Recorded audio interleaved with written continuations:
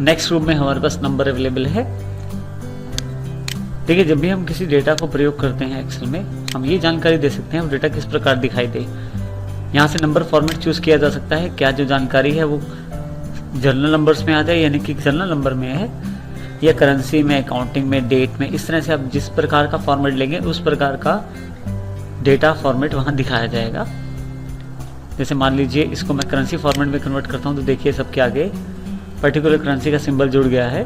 तो इस तरह से करेंसी में ये डेटा मेरा चेंज हो गया है। जनरल में बाय डिफॉल्ट मैं जनरल में रख लेता हूँ इसे। इसके पश्चात मेरे पास डॉलर का सिंबल है जो कि अकाउंटिंग नंबर फॉर्मेट के अंतर्गत आ रहा है। अकाउंटिंग नंबर फॉर्मेट में हमारे पास कुछ एक सिंबल्स यहाँ दिए गए हैं। इसके अलावा और अकाउंटिंग सिंबल्स अब यहाँ से चुन सकते हैं। ये देखिए, यहाँ से और सिंबल ले सकते हैं। मुझे जिस सिंबल की आवश्यकता है वो डॉलर है। जैसे क्लिक करूंगा, देखिए जो नंबर वाले आइटम्स हैं, न्यूमेरिक डेटा, उसके आगे डॉलर जुड़ जाएगा। जैसे हमारे पास यहाँ ये नंबर वाला डेटा है, इसके आगे डॉलर जुड़ा है, ना कि बाकी आगे। बाकी जो इन्फॉर्मेशन, जो रो हेडर है या जो कॉलम हेडर है, वो सिंपल वैसा ही डेटा है टेक्सचुअल रूप में। तो इस तरह से हमारे पास ये डेटा जो न्यूमेरिकल फॉर्मेट का डेटा है उसके आगे डॉलर जुड़ा है। इसी के साथ जो अगला सिंबल है ये आपका परसेंटेज स्टाइल है। आप क्लिक करते हैं इस पर, परसेंटेज जुड़ जाएगी उसके साथ, यानी कि जो आपका न्यूमेरिकल इन्फॉर्मेशन है वो उसको परसेंटेज में कन्वर्ट कर दिया जाएगा। किसी भी नंबर को अगर यहाँ अगर आप देखें, किसी भी नंबर को अगर परसेंटेज में कन्वर्ट करना है तो गुना 100 कर दिया है। जैसे मेरे पास 22 का डेटा था, उसे 2200 कर दिया है, क्योंकि उसने बाय डिफ़ॉल्ट मल्टीप्लाई बाय 100 करके यानी कि 2200 बना दिया है, साथ में परसेंटेज का सिंबल लगा दिया है, ताकि जो डेटा है वो परसेंटेज में कन्वर्ट हो जाए आपका। देखिए, मैंने कंट्रोल Z के द्वारा अंडू कर दिया है। यहाँ पे कोई डेटा ऐसा जिसमें आप चाहते हैं कि जहाँ पे आप कॉमा स्टाइल लगाना चाहें वो भी लगा सकते हैं। जैसे मेरे पास ये 1,23,456 रुपये की जो वैल्यू आ रही है, अगर इसमें कॉमा लगाना है तो मैं कॉमे पे क्लिक कर दूंगा। देखिए यहाँ पे इसने पर्टिकुलर जगह पे अपने आप कॉमा लगा दिया है जहाँ कॉमे की आवश्यकता है। फिर से मैं अपना डेटा सेलेक्ट कर रहा हूँ। देखिए नेक्स्ट ऑप्शन जो मेरे पास है इंक्रीज डेसिमल और डिक्रीज डेसिमल के रूप में है। एक खास बात यह है कि अगर मैं यहाँ पे अभी से चलाने की कोशिश करता हूँ तो कोई भी बदलाव नहीं हो पा रहा। कारण क्योंकि ये जो इंक्रीज डेसिमल और डिक्रीज डेसिमल है ये केवल न्यूमेरिक डेटा पे कार्य करते हैं, टेक्सचुअल पे नहीं। तो इसलिए वो टेक्सचुअल डेटा साथ में होने के कारण उस पर कार्य नहीं हो पा रहा था। अब मैंने केवल ये न्यूमेरिक डेटा सेलेक्ट किया है। अब देखें हम लोग, देखिए इस तरह से नंबर ऑफ डेसिमल यहाँ बढ़ा सकता हूँ और यहाँ से नंबर ऑफ डेसिमल कम कर सकता हूँ मैं। इस तरह से मैं नंबर जो ग्रुप है उसका प्रयोग कर सकता हूँ अपनी शीट्स में। नेक्स्ट ग्रुप जो हमारे पास अवेलेबल है वो स्टाइल्स के रूप में है। हमारे पास कंडीशनल फॉर्मेटिंग, फॉर्मेट स्टेबल और सेल स्टाइल्स, इस तरह की कमांड्स अवेलेबल हैं। सबसे पहले मैं कंडीशनल फॉर्मेटिंग की जानकारी देना चाहूँगा। सबसे पहले आप अपने डेटा को सिलेक्ट कर लीजिए जिस पे आप कंडीशनल फॉर्मेटिंग लगाना चाहते हैं। कंडीशनल फॉर्मेटिंग का अर्थ है कि कुछ कंडीशन बेस पे आप फॉर्मेट लगा सकते हैं, कुछ शर्त के आधार पे आप रंग वगैरह बदल सकते हैं। सबसे पहले मैं हाईलाइट सेल्स रूल्स पे जाता हूँ। यहाँ पे ग्रेटर देन ऑप्शन मेरे पास अवेलेबल है। जैसे मैं क्लिक करता हूँ, नंबर जिससे अधिक मैं चाहता हूँ और जो कलर मैं चाहता हूँ उस कलर पे क्लिक कर देता हूँ। जैसे ओके करता हूँ, देखिए ग्रीन कलर फिल हो चुका है 35 से ज़्यादा नंबर्स पे, जो कि मेरी कंडीशन थी। इस तरह से मैं ये जानकारी प्राप्त कर सकता हूँ। मान लीजिए अब जानकारी चेंज भी करते हैं तो भी ये ग्रीन कलर अवेलेबल हो जाएगा उस बदली हुई जानकारी पे। कंट्रोल Z करके इसको नॉर्मल पोजीशन में वापस लाता हूँ मैं। कंडीशन फॉर्मेटिंग में नेक्स्ट कमांड जो है वो टॉप बॉटम रूल्स के आधार पे है। जैसे पहली 10 आइटम में टॉप 10 आइटम्स, या इस तरह से बिटो आपके पास टॉप 10% आइटम, कुल आइटमों की केवल 10% आइटम है। इस तरह से बाकी ऑप्शन भी आपके पास अवेलेबल हैं। टॉप 10 आइटम्स पे जैसे मैं क्लिक करता हूँ, देखिए पूरे जो एरिया सिलेक्टेड है उसके अंदर जो टॉप 10 आइटम्स है उसको उसने कलरफुल कर दिया है, जो कलर मैंने यहाँ से सिलेक्ट करके उसे दिया है। मान लीजिए रेड फिल कर, लाइट रेड फिल कर देता हूँ तो देखिए इस प्रकार से कलर फिल आइटम हो गया। मैं यहाँ पे नंबर ऑफ आइटम्स चेंज भी कर सकता हूँ। मान लीजिए पहली 5 देख ली है तो देखिए पहली 5 टॉप 5 आइटम्स इसने चुन ली है, उनको कलर रेडिश कर दिया है इसने। ओके करके वो कलर अप्लाई कर सकता हूँ मैं। फिर से कंट्रोल Z करके आप वापस अपने टेबल को पुराने ओरिजिनल ऑप्शन में पा सकते हैं। कंडीशन फॉर्मेटिंग में नेक्स्ट है डेटा बार्स। डेटा बार्स में ध्यान दीजिए, यहाँ पे जैसे से आप क्लिक करते हैं, जैसा भी कलर आप क्लिक करते हैं, देखिए डेटा बार्स इंडिकेट करती हैं कितनी वैल्यू है आपके सेल में। जैसे यहाँ 22 है तो छोटी डेटा बार अवेलेबल है, 50 है तो बड़ी है, 55 है तो बहुत बड़ी डेटा बार अवेलेबल है। इस तरह से डेटा बार्स देखने के साथ ही वैल्यू प्रतीत हो जाती है हमें कि वैल्यू हमारी ज़्यादा है या कम है।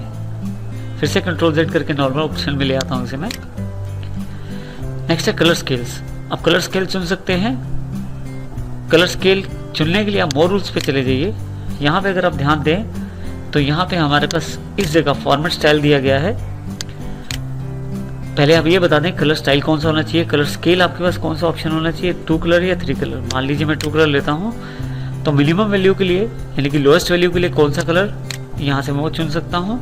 मान लीजिए मैं लोएस्ट वैल्यू के लिए ब्लैक कलर चुन लेता हूँ और हाईएस्ट वैल्यू के लिए मैं रेड कलर चुन लेता हूँ। तो जैसे जैसे वैल्यू आपकी लोअर से हाईएस्ट होती चली जाएगी वो रेडिश कलर में आती चली जाएगी। ओके कर देता हूँ। देखिए जितने भी छोटी आइटम्स हैं वो सब ग्रे कलर में है, ब्लैक कलर में है, और जितने भी बड़ी आइटम्स हैं जैसे 55 है वो बिल्कुल रेडिश कलर में है। तो इससे कलर बेस पे ये आपकी कंडीशन फॉर्मेटिंग ऑन हो जाती है। फिर से कंट्रोल Z करके नॉर्मल ऑप्शन पे वापस आते हैं। नेक्स्ट है icon sets. Different number of icon, different style of icons आपके पास अवेलेबल हैं। मान लीजिए मैं डायरेक्शन आइकॉन ले लेता हूँ तो देखिए जिनकी वैल्यू कम है उनका आइकॉन नीचे की तरफ इंडिकेट कर रहा है, इस तरह से डायगोनल आइकॉन इंडिकेट कर रहा है इस ऑप्शन को, और जो आइटम बड़ी है उसके लिए आइकॉन ऊपर की तरफ इंडिकेट कर रहा है, जिससे ये पता लग जाएगा कि वैल्यू बड़ी है या छोटी है। इसमें कंट्रोल Z करके फिर से नॉर्मल पोजीशन में। आप चाहे तो यहाँ से न्यू रूल भी क्रिएट कर सकते हैं, जैसे हमने पहले चेक किया है 2 कलर स्केल या 3 कलर स्केल, उसके आधार पे आप रूल्स बना सकते हैं जिनका प्रयोग आप कंडीशन फॉर्मेटिंग में कर सकते हैं। नेक्स्ट ऑप्शन जो हमारे पास अवेलेबल है स्टाइल ग्रुप में ही फॉर्मेट एज टेबल। सबसे पहले मैं अपने टेबल को सिलेक्ट कर लेता हूँ। यहाँ फॉर्मेट एज टेबल में हमारे पास काफ़ी सारे ऑप्शंस अवेलेबल हैं, जिसमें जैसे लाइट ऑप्शंस हैं, मीडियम हैं और डार्क हैं। जैसा ऑप्शन मुझे चाहिए वैसा क्लिक कर देता हूँ। जो आपकी डेटा रेंज है वो ये आपसे मांग रहा है, क्योंकि मैंने पहले ही डेटा सेलेक्ट किया हुआ था इसलिए खुद ही इसने रेंज सेलेक्ट कर ली है। अगर आपने डेटा बाद में सेलेक्ट करना है तो आप इसको ओके कर दीजिए और यहाँ पे उस डेटा रेंज को डिफाइन कर दीजिए जो डेटा रेंज आप टेबल के लिए चाहते हैं। जैसे ही आप ओके करते हैं देखिए आपके पास यहाँ पे उस कलर और स्टाइल में आपका डेटा अवेलेबल हो गया है। आप चाहें तो यहाँ से आपके पास ड्रॉप डाउन बॉक्स अवेलेबल है जहाँ से आप अपनी इच्छा के अनुसार डेटा चुन सकते हैं और ऑन ऑफ कर सकते हैं। जैसे मान लीजिए मैंने 3 बच्चों का डेटा ऑफ कर दिया है तो 2 बच्चों का डेटा मुझे दिखाया जा रहा है। मैं चाहूँ तो सिलेक्ट ऑल करके सारा डेटा दिखा सकता हूँ। इसी तरह से मैं अल्फ़ाबेटिकली इसे सॉर्ट भी कर सकता हूँ, A to Z, Z to A। Sort by colour भी अवेलेबल है हमारे पास। जैसे इसे ओके करते हैं उस हिसाब से डेटा दिखा देता है। इस तरह से आप बाकी कॉलम्स के ऊपर भी इस तरह से वर्कआउट कर सकते हैं जिनमें आपका डेटा दिखाया गया है। देखिए हमारे पास अगर हम लोग ध्यान दें जैसे टेबल पे क्लिक करते हैं तो हमारे पास यहाँ पे टेबल टूल्स हेड के अंतर्गत डिज़ाइन टैब अवेलेबल हो जाता है। देखिए जब मैं टेबल से बाहर क्लिक करता हूँ तो वो टूल चला जाता है और दोबारा क्लिक करता हूँ तो फिर से वो टेबल टूल्स अवेलेबल हो जाता है। हम इसके ऑप्शन का अध्ययन करेंगे। डिज़ाइन पे चले जाएं, यहाँ से आप देखें सबसे पहले प्रॉपर्टीज दिखा रहा है टेबल की, टेबल का नाम। आप चाहें तो रिसाइज टेबल को कर सकते हैं, यानी कि कोई डेटा इसके अलावा है तो वो भी ऐड कर सकते हैं। जैसे मेरे पास कोमल और कपिल की 2 रोज अभी टेबल में ऐड नहीं है। जब आप क्लिक करते हैं तो देखिए उसकी जानकारी आपको नहीं देता। तो उसके लिए मैं क्या कर सकता हूँ, मैं दोबारा टेबल सेलेक्ट कर सकता हूँ, या मैं क्या कर सकता हूँ टेबल पे क्लिक करूँगा, डिज़ाइन पे जाएंगे, रिसाइज टेबल करेंगे, रेंज अपने आप सेलेक्ट कर लेगा जो पहले से अवेलेबल है। आप चाहे तो यहाँ से दोबारा रेंज ले ले नए डेटा को शामिल करते हुए। ओके करते हैं तो देखिए अब की बार फिर से वो फॉर्मेट पूरे के पूरे टेबल का नई रोज पे भी अवेलेबल हो गया है। इसके बाद है summarize with pivot table. Pivot table की जानकारी हम कुछ देर बाद लेंगे इसमें। नेक्स्ट ऑप्शन है रिमूव डुप्लीकेट्स। देखिए हमारे पास कपिल नाम की एंट्री 2 बार है यहाँ पे, तो मैं चाहता हूँ अगर रिमूव करना है तो रिमूव डुप्लीकेट्स पे जैसे ही मैं क्लिक करूँगा ऑप्शन मेरे पास आ जाएंगे जिसमें मैं किस कॉलम में से डुप्लीकेट्स हटाना चाहता हूँ। जैसे मेरे पास नेम में केवल डुप्लीकेट्स हैं तो मैं बाकी ऑप्शन डिसेबल कर देता हूँ और नेम पे क्लिक कर देता हूँ।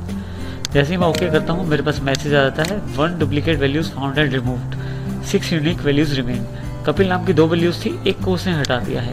ओके कर देंगे तो फिर से वापस आपके पास ऑप्शन अवेलेबल हो जाएगा। जो डेटा मेरे पास अवेलेबल है वो टेबल फॉर्मेट में है। मैं चाहूँ तो इसे सिंपल रेंज में भी कन्वर्ट कर सकता हूँ। सेलेक्ट कीजिए डेटा को, कन्वर्ट टू रेंज कर दीजिए। जैसे ही आप यस करेंगे नॉर्मल रेंज में डेटा कन्वर्ट हो जाएगा। जिसमें हम ध्यान दे दो, अब जो फिल्टर्स या जो ड्रॉप डाउन बॉक्स थे वो अवेलेबल नहीं है मेरे पास, और जो डेटा है वो नॉर्मल ऑप्शंस में अवेलेबल होके रह गया है। एक बार फिर से मैं Ctrl Z का प्रयोग करूंगा टेबल को वापस लाने के लिए। टेबल टूल्स हेड के अंदर के डिज़ाइन पे हम वापस जाएंगे। नेक्स्ट जो आपके पास ग्रुप अवेलेबल है एक्सटर्नल टेबल डेटा के नाम से, इससे आप अपनी वेबसाइट पे या किसी दूसरी वेबसाइट पे अपना डेटा पब्लिश कर सकते हैं। एक्सपोर्ट का बटन क्लिक करें, export table to SharePoint list पे क्लिक करें, आपकी जो वेबसाइट है उसका एड्रेस दें और आपका डेटा उस वेबसाइट पे पब्लिश होने के लिए चला जाएगा। आप अपने डेटा को रिफ्रेश कर सकते हैं यहाँ से, ताकि जो सर्वर पे डेटा है वो आपका अपडेटेड दिखाई दे। इसकी प्रॉपर्टीज़ भी आप देख सकते हैं, आप इसको ब्राउज़र में ओपन कर सकते हैं। अगर ये आपके लिंक्ड है किसी सर्वर के साथ, आप चाहें तो डेटा को अनलिंक कर सकते हैं सर्वर से, जिससे कि जो भी जानकारी यहाँ है वो वहाँ पे अवेलेबल नहीं हो पाएगी। इसके पश्चात टेबल स्टाइल ऑप्शंस है हमारे पास। टेबल स्टाइल ऑप्शंस में आप चाहें तो यहाँ से कोई भी स्टाइल चुन सकते हैं। देखिए मेरे पास डिफरेंट स्टाइल्स अवेलेबल हैं यहाँ पे, तो मैं कोई भी स्टाइल इनमें से चुन सकता हूँ। इस टेबल स्टाइल ऑप्शन में कुछ रोज ऑन ऑफ कर सकता हूँ मैं यहाँ पे। देखिए आप इन रोज को प्रयोग कर सकते हैं ऑन ऑफ करने के लिए। कुछ हेडर रोज, टोटल रोज और बैंडेड रोज, इस तरह से कॉलम्स भी कुछ अवेलेबल हैं। फर्स्ट कॉलम, लास्ट कॉलम और बैंडेड कॉलम। इस तरह से टेबल की इस बार का प्रयोग करके, जो कि डिज़ाइन बार है, इसमें मैं अपनी टेबल को सुंदर बना सकता हूँ और उसका डेटा मेंटेन कर सकता हूँ।